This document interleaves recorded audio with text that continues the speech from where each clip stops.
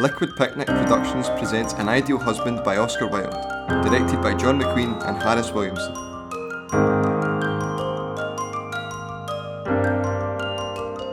Act 4. The Morning Room at Robert Chiltern's house.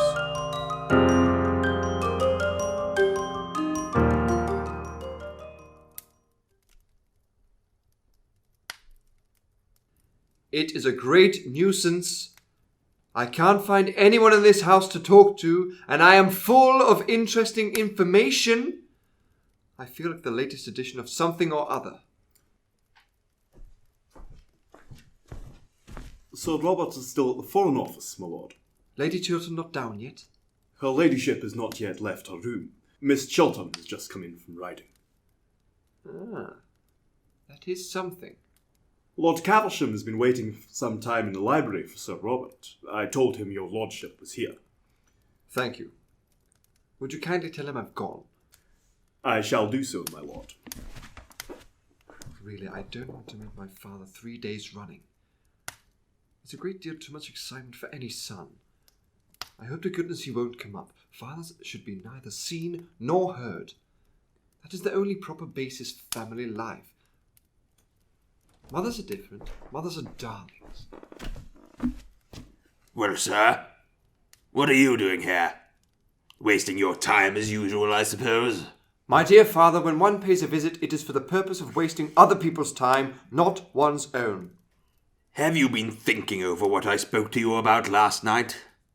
I have been thinking about nothing else. Engaged to be married yet? Not yet, but I hope to be before lunchtime.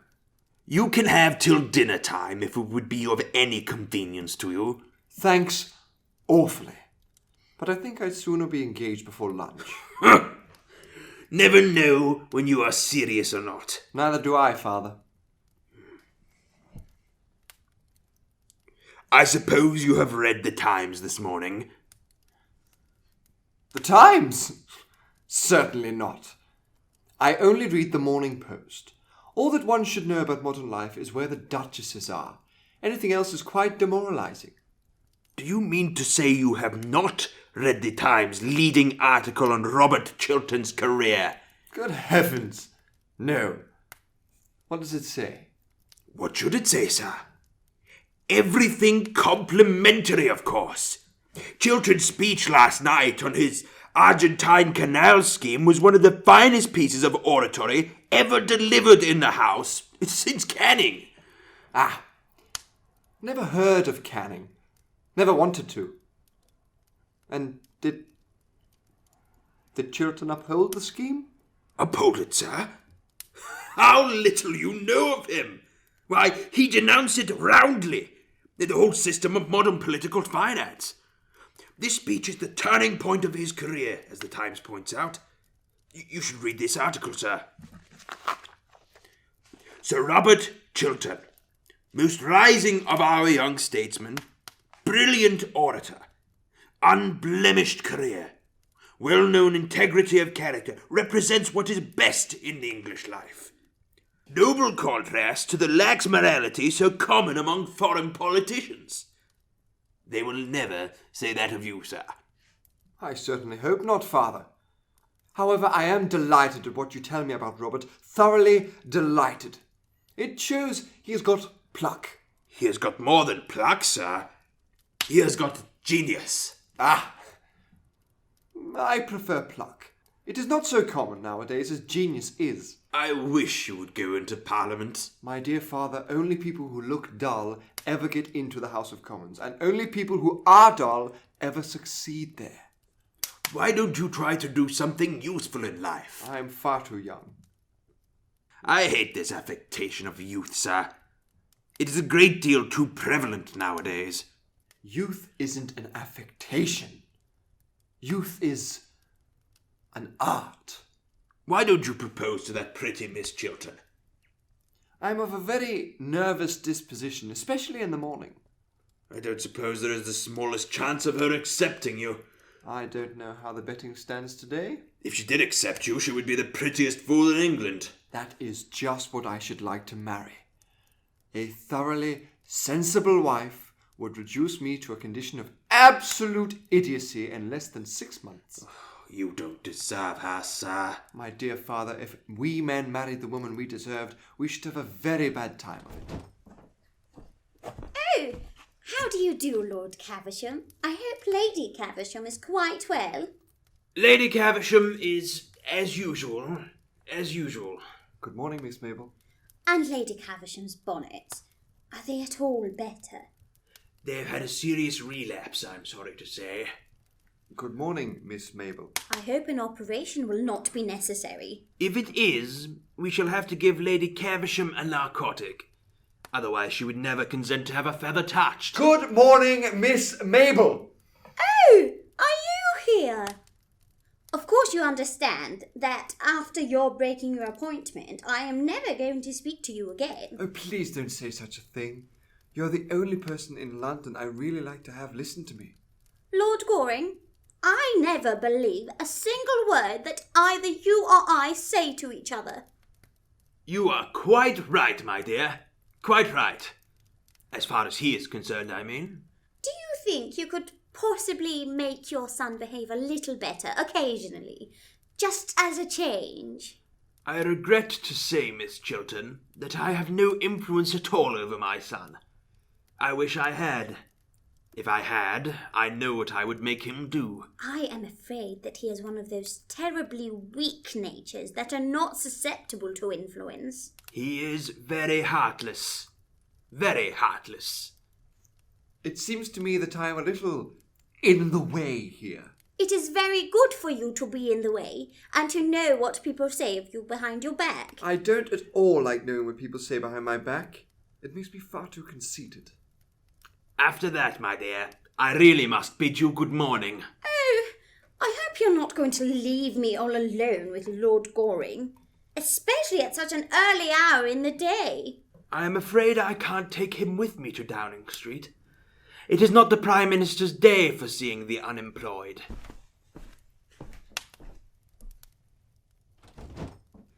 People who don't keep their appointments in the park are horrid. Detestable. I am glad you admit it, but I wish you wouldn't look so pleased about it. I can't help it. I always look pleased when I am with you. Then I suppose it is my duty to remain with you. Of course it is. Well, my duty is a thing I never do on principle.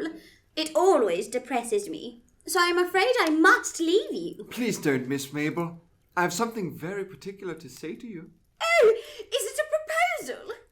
Well, yes, it is. I am bound to say it is. I am so glad. That makes the second today. The second today. What conceited ass has been impertinent enough to dare to propose to you before I had proposed to you? Tommy Trafford, of course. It is one of Tommy's days for proposing. He always proposes on Tuesdays and Thursdays during the season. You didn't accept him, I hope. I make it a rule never to accept Tommy. That is why he goes on proposing. Of course, as you didn't turn up this morning, I very nearly said yes.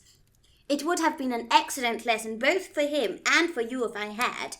It would have taught you both better manners. Oh, bother Tommy Trafford. Tommy is a silly little ass. I love you. I know. And I think you might have mentioned it before. I am sure I have given you heaps of opportunities. Mabel, do be serious. Please be serious. That is the sort of thing a man always says to a girl before he has been married to her. He never says it afterwards. Mabel, I have told you that I love you. Can't you love me a little in return? You silly Arthur. If you knew anything about anything, which you don't, you would know that I adore you. Everyone in London knows it, except you. It is a public scandal the way I adore you. I have been going about for the last 6 months telling the whole of society that I adore you. I wonder you consent to have anything to say to me. I have no character left at all.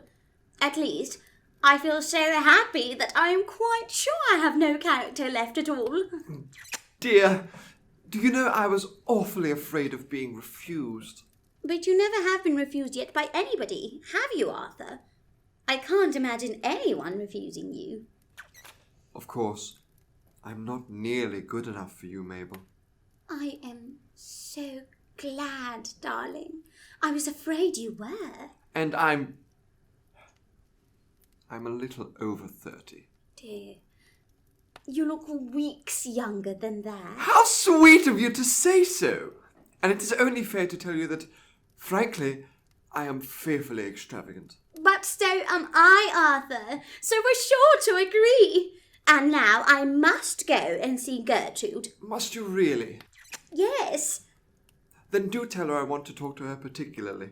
I have been waiting here all morning to see either her or Robert. Do you mean to say you didn't come here expressly to propose to me? No, that was a flash of genius. Your first.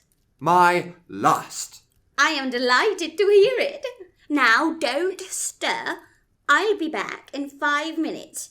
And don't fall into any temptations while I am away. Dear Mabel, while you are away, there are none. It makes me horribly dependent. Good morning, dear.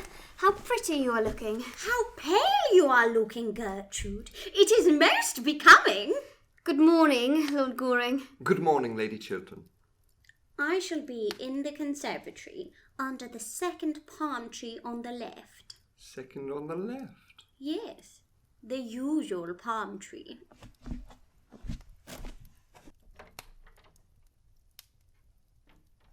Lady Chiltern, I have a certain amount of very good news to tell you. Mrs. Chevely gave me up Robert's letter last night, and I burned it. Robert is safe. Safe. Oh, I am so glad of that. What a good friend you are to him. To us. There is only one person now that could be said to be in any danger. Who is that? Yourself. I? In danger? What do you mean? Danger is too great a word. It is a word I should not have used. But I admit I have something to tell you that may distress you, that terribly distresses me. Yesterday evening you wrote me a very beautiful, womanly letter, asking me for my help. You wrote to me as one of your oldest friends, one of your husband's oldest friends. Mrs. Chevely stole that letter from one of my rooms. Well, what use is it to her? Why should she not have it? Lady Chiltern, I will be quite frank with you. Mrs. Chevely puts a certain construction on that letter and proposes to send it to your husband. But what construction could she put on it? Oh, not that, not that. If I, in trouble and wanting your help, trusting you, propose to come to you that you may advise me, assist me. Oh, are there women as so horrible as that? And she proposes to send it to my husband. Tell me what happened. Tell me all that happened. Mrs. Chevely was concealed in a room adjoining my library, without my knowledge. I thought that the person who was waiting in that room to see me was yourself. Robert came in unexpectedly. A chair or something fell in that room. He forced his way in and he discovered her. We had a terrible scene. I still thought it was you. He left me in anger. At the end of everything, Mrs. Chevely got possession of your letter. She stole it. When or how, I don't know. At what hour did this happen? At 10:30. And now I propose that we tell Robert the whole thing at once. You want me to tell Robert that the woman you expected was not Mrs. Chevely, but myself? That it was I whom you thought was concealed in a room in your house at 10:30 at night? You want me to tell him that? I think it is better that he should know the exact truth. Oh, I couldn't! May I do it? No. You are wrong, Lady Chiltern. No. The letter must be intercepted. That is all. But how can I do it? Letters arrive for him every moment of the day. His secretaries open them and hand them to him. I dare not ask the servants to bring me his letters. They would be impossible. Oh, why don't you tell me what to do? Pray, be calm, Lady Chiltern, and answer the questions I am going to put to you. You said his secretaries open his letters. Yes. Who is with him today? Mr. Trafford, isn't it? No, Mr. Montford, I think. You can trust him? Oh, how do I know? He would do what you asked of him, wouldn't he?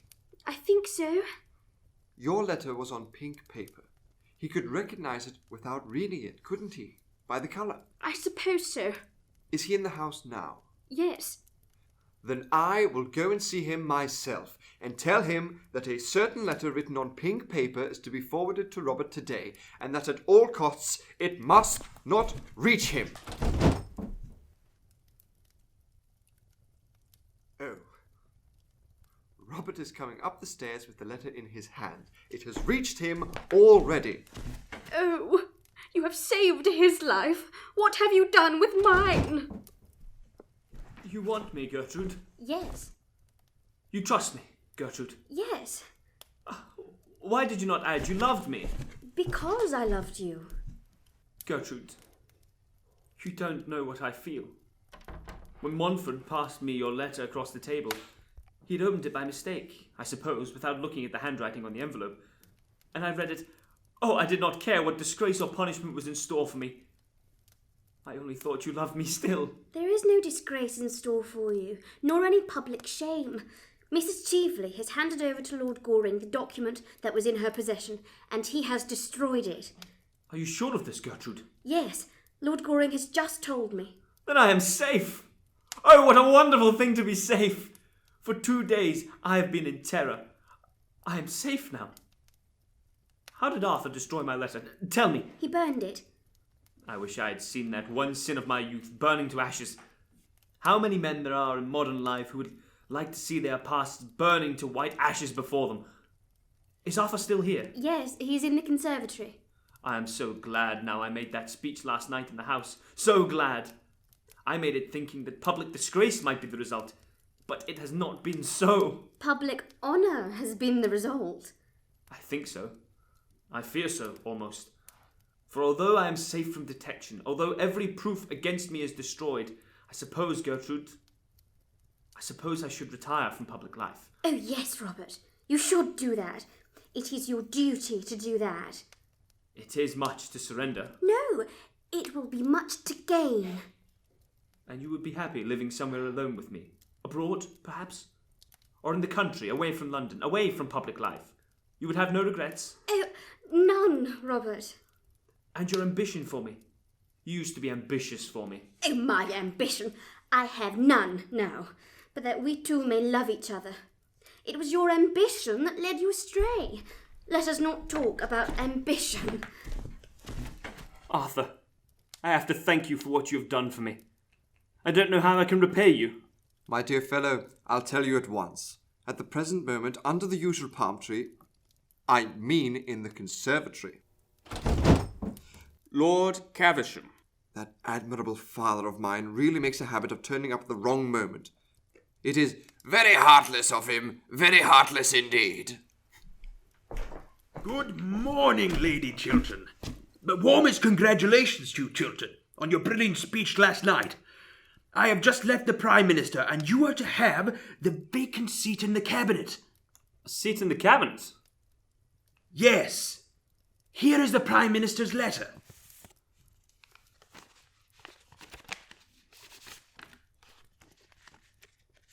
A seat in the cabinet? Certainly. And you well deserve it too. You have got what we want in political life nowadays. High character, high moral tone, high principles. Everything that you have not got, sir, and will never have. I don't like principles, father. I prefer prejudices. I cannot accept this offer, Lord Caversham. I've made up my mind to decline it.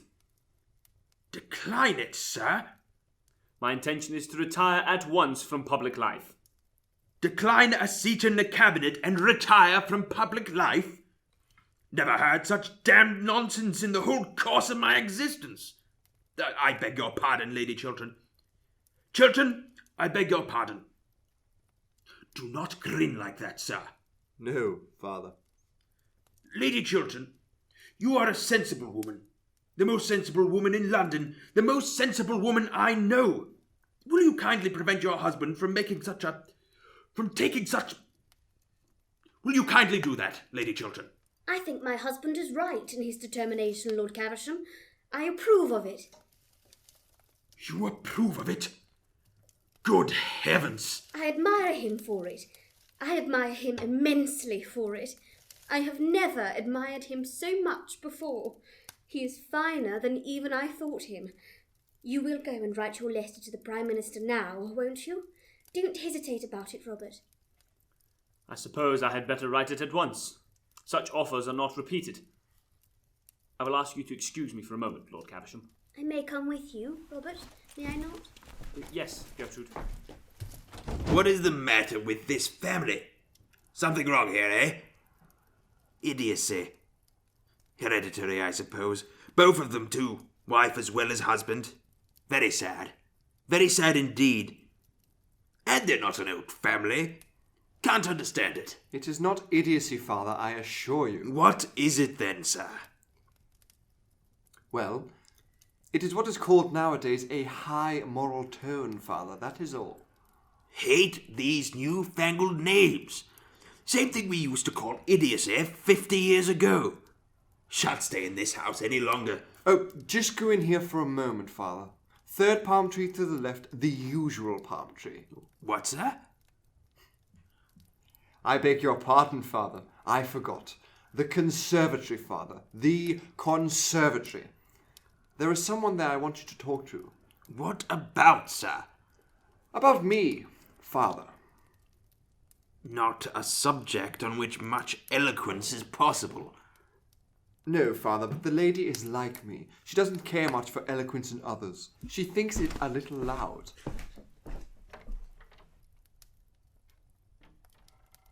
Lady Chiltern, why are you playing Mrs. Chevely's cards? I don't understand you. Mrs. Chevely made an attempt to ruin your husband, either to drive him from public life or to make him adopt a dishonourable position. From the latter tragedy, you saved him. The former, you are now thrusting on him. Why should you do him the wrong Mrs. Chevely tried to do and failed? Lord Goring? Lady Chiltern, allow me. You wrote me a letter last night in which you said you trusted me and wanted my help. Now is the moment when you really want my help. Now is the time when you have got to trust me. To trust in my counsel and judgment. You love Robert. Do you want to kill his love for you? What sort of existence will he have if you rob him of the fruits of his ambition? If you take from him the splendour of a great political career? If you close the doors of public life against him? If you condemn him to sterile failure? He who was made for triumph and success? Women are not meant to judge us, but to forgive us when we need forgiveness. Pardon, not punishment, is their mission. Why should you scourge him with rods for a sin done in his youth, before he knew you, before he knew himself? A man's life in this society is of more value than a woman's. It has larger issues, wider scope, and greater ambitions. A woman's life revolves in curves of emotions. It is upon lines of intellect that a man's life progresses. Don't make any terrible mistake, Lady Chiltern. A woman who can keep a man's love and love him in return has done all the world wants of women, or should want of them. But it is my husband himself who wishes to retire from public life. He feels it is his duty. It was he who first said so. Rather than lose your love, Robert would do anything, wreck his whole career, as he is on the brink of doing now. He is making for you a terrible sacrifice. Take my advice, Lady Chiltern, and do not accept a sacrifice so great. If you do, you will live to repent it bitterly. We men and women are not meant to accept such sacrifices from each other. We are not worthy of them. Besides, Robert has been punished enough. We have both been punished. I set him up too high. Do not for that reason set him down now too low. If he has fallen from his altar, do not thrust him into the mire. Failure to Robert would be the very mire of shame. Power is his passion. He would lose everything, even his power to love. Your husband's life at this moment is in your hands. Your husband's love is in your hands. Don't mar both for him.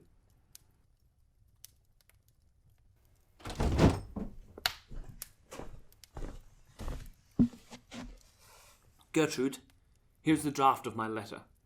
Shall I read it to you? Let me see it. What are you doing? In our society, a man's life is of more value than a woman's.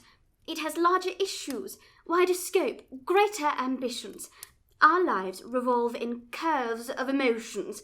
It is upon lines of intellect that a man's life progresses. I have just learnt this, and much else with it, from Lord Goring, and I will not spoil your life for you, nor see you spoil it as a sacrifice to me, a useless sacrifice. Gertrude! Gertrude! You can forget. Men easily forget, and I forgive. That is how women help the world. I see that now. My wife! My wife! Arthur, it seems that I am always to be in your debt. Oh, dear no, Robert. Your debt is to Lady Chiltern, not to me. I owe you much. And now tell me, what were you going to ask me just now as Lord Caversham came in? Robert, you are your sister's guardian, and I want your consent to my marriage with her. That is all. Oh, I am so glad. I am so glad. Thank you, Lady Chiltern. My sister to be your wife? Yes. Arthur, I am very sorry, but the thing is quite out of the question. I have to think of Mabel's future happiness, and I don't think her happiness would be safe in your hands. I cannot have her sacrificed. Sacrificed? Yes, utterly sacrificed. Loveless marriages are horrible, but there is one thing worse than an absolutely loveless marriage. A marriage in which there is love, but only on one side. A marriage in which there is love, but on one side only. Faith on one side only. Devotion, but on one side only. And in which of the two hearts one is sure to be broken. But I love Mabel. No other woman has any place in my life. Robert, if they love each other, why should they not be married? Arthur cannot bring Mabel the love that she deserves. What reason have you for saying that? Do you really require me to tell you? Certainly I do. As you choose. When I called on you yesterday evening, I found Mrs Chevely concealed in your rooms. It was between 10 and 11 o'clock at night. I do not wish to say anything more. Your relations with Mrs Chevely have, as I said to you last night, nothing whatsoever to do with me. I know you were engaged to be married to her once. The fascination she exercised over you then seems to have returned. You spoke to me last night of her as of a woman pure and stainless, a woman whom you respected and honoured.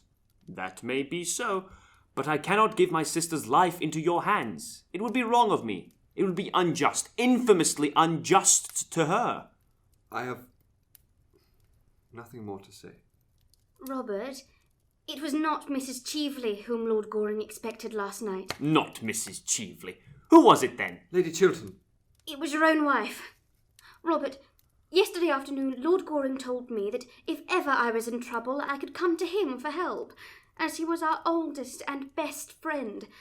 Later on, after that terrible scene in this room, I wrote to him, telling him that I trusted him, that I had need of him, that I was coming to him for help and advice. Yes, that letter. I didn't go to Lord Goring's, after all. I felt that it is from ourselves alone that help can come. Pride made me think that. Mrs Chevely went. She stole my letter and sent it anonymously to you this morning, that you should think... Oh, Robert, I cannot tell you what she wished you to think. What? Had I fallen so low in your eyes that you thought that even for a moment I could have doubted your goodness? Gertrude, Gertrude, you are to me the white image of all good things, and sin can never touch you. Arthur, you can go to Mabel, and you have my best wishes. Oh, stop a moment. There is no name at the beginning of this letter. The brilliant Mrs Chevely does not seem to have noticed that. There should be a name. Let me write yours. It is you I trust and need, you and none else. Well, really, Lady Chiltern, I think I should have back my own letter. No, you shall have Mabel. Well, I hope she hasn't changed her mind. It's nearly 20 minutes since I saw her last. Lord Goring, I think your father's conversation's much more improving than yours. I am only going to talk to Lord Caversham in the future, and always under the usual palm tree. Darling. What does this mean, sir? You don't mean to say that this charming, clever young lady has been so foolish as to accept you? Certainly, Father. And Chiltern's been wise enough to accept the seat in the cabinet. I am very glad to hear that. Chiltern, I congratulate you, sir. If the country doesn't go to the dogs or the radicals, we shall have you as Prime Minister someday. Luncheon is on the table, my lady. You'll stop to luncheon, Lord Caversham, won't you? With pleasure. And I'll drive you down to Downing Street afterwards, Chiltern. You have a great future before you, a great future. Wish I could say the same for you, sir. But your career will have to be entirely domestic. And if you don't make this young lady an ideal husband, I'll cut you off with a shilling. An ideal husband? Oh, I don't think I should like that. It sounds like something in the next world. What do you want him to be then, dear? He can be what he chooses. All I want is to be... Oh, a real wife to him. Upon my word, there is a good deal of common sense in that, Lady Chiltern.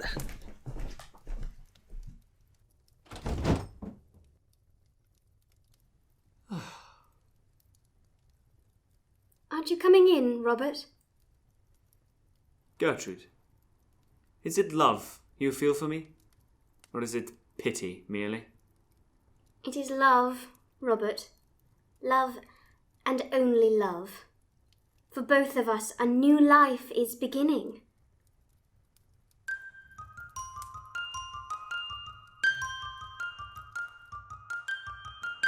This production of An Ideal Husband featured Andrew Hall as Sir Robert Chiltern, Lucy Deehan as Lady Gertrude Chiltern, Grant Ritchie as Lord Goring, Anya Mishkovska as Mabel Chiltern, and John McQueen as Lord Caversham.